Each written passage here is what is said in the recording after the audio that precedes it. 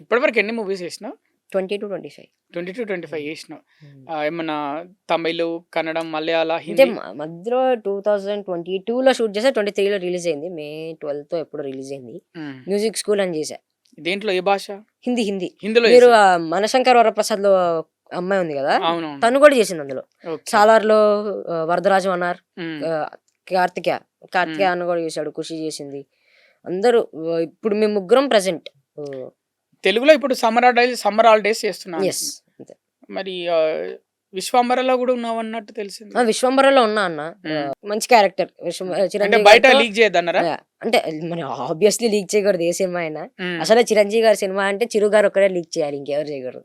చిరంజీవి గారి కాంబినేషన్ లో సీన్స్ ఒక సీన్ ఉంటది, మిగతా 2-3 సీన్లు ఉంటాయి, కానీ అంత కన్వర్సేషన్ ఉండదు చిరంజీవి గారితో, వేరే వాళ్ళతో ఉంటది. ఓకే, కానీ నువ్వు అయితే ఆ సీన్ లో ఉంటావు. అంటే విశ్వాంబర, సమ్మర్ హాలిడేస్ ఇవి రెండు ఉన్నాయి ప్రస్తుతం. కామెడీ ద్వారానే నువ్వు పరిచయం అయినావు సినిమా ఇండస్ట్రీకి. సో నీకు విలన్ గా కూడా నటించాలని ఉంది.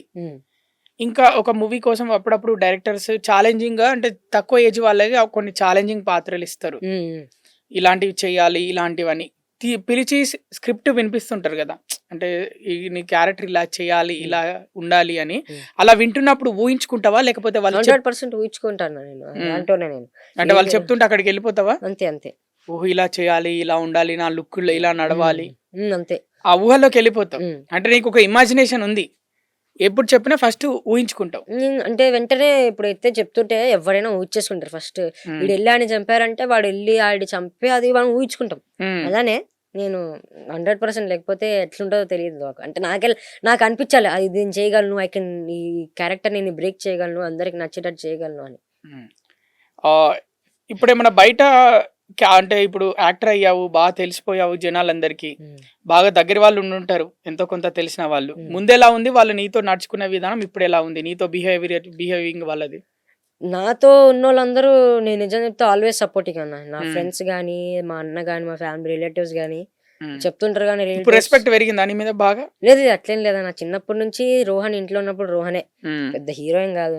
నేను స్కూల్లో కూడా అంతే, కేవీ స్కూల్లో నేను నార్మల్ స్టూడెంట్. మా టీచర్స్ అందరూ లిబర్టీ తీసుకొని నేను కొట్టకూడదు, యాక్టర్ అని కాదు.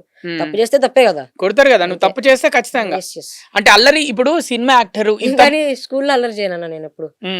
నాకు బెంచ్ మీద నుంచి లేచి వెళ్ళాలంటేనే బద్ధకం. సో అక్కడ ఉండే మాట్లాడతా, అక్కడే ఉండే చేస్తా, గానీ స్కూల్ క్లాస్ అంతా తిరిగి స్కూల్ అంతా తిరిగి అల్లరి చేసే అంత నాకు కాదు. కానీ భయం అనేది ఒకటి అయితే ఉంటది కదా నీకు? భయం 100%. ఎందుకంటే ఇంతమంది డైరెక్టర్స్, పెద్ద పెద్ద ప్రొడక్షన్స్, పెద్ద హీరోలతో వర్క్ చేస్తున్నావు కదా నువ్వు. చిరంజీవి గారు, రవితేజ గారు, అలాగే శివాజీ గారు, ఇలా చాలా మంది హీరోలతోటి చేస్తున్నావు కదా. చేస్తున్నప్పుడు బయట నువ్వు నడుచుకునే విధానము, ఇప్పుడు నువ్వు 10th క్లాస్ అంటే కూడా నమ్మరు, 8th 7th అనుకుంటారు.